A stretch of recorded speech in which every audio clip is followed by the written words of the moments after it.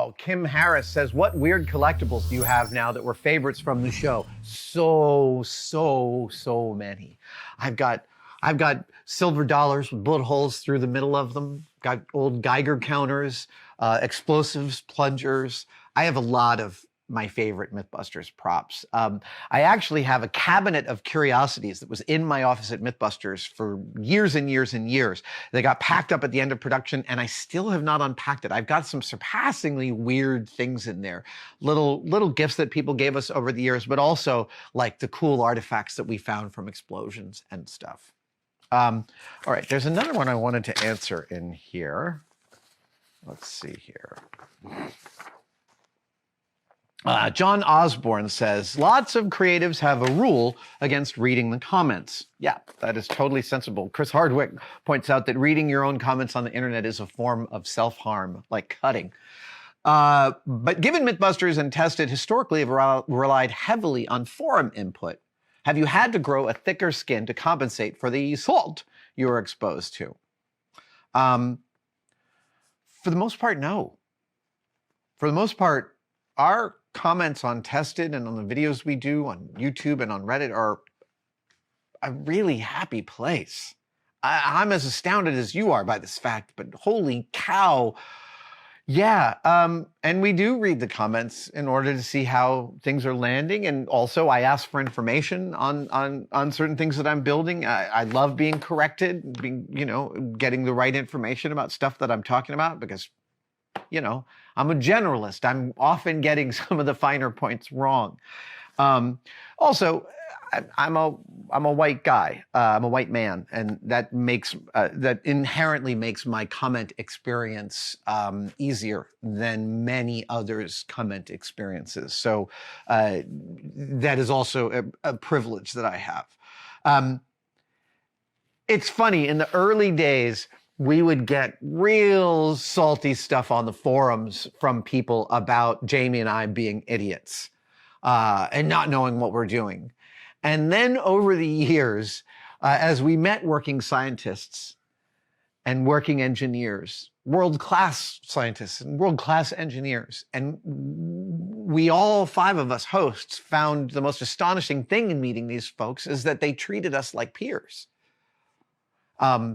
No more like incredible encomium exists than to be treated like a peer by someone whose work you barely understand, but you know enough about it to be able to talk about it on the show. And I mean, it's really impressive. And it's over those associations that I realized that the kind of people, that the very specific subset of people who were giving us the most crap on the forums were a subset of folks I would call grad students.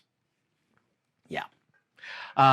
That's my grad student joke. Yes, grad students get really upset when you get stuff wrong. Working professional scientists know that everything is a compromise of circumstance, and that what we were doing overall on Mythbusters, which was using the scientific method as both a narrative tool and also as the backbone of every single episode, we were teaching, we taught on the show.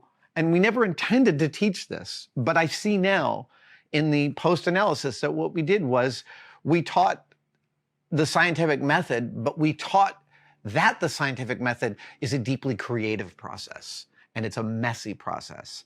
And at this point, there's so many less people who show up in our comments sections just to troll or just to stir the shit. It really is. I mean, I'm sure there's people now going, oh, well, clearly I've got some work to do. And sure, the occasional thing shows up. But for the most part, it's been incredibly pleasant. I will say one thing. Early on, I was looking at Mythbusters forum comments before I realized what a bad idea that was. This is like 2003, 2004. And someone was like, Adam says the word actually way too often. And this is one of those comments that, like, the moment you read it, you never get it out of your brain. And that's,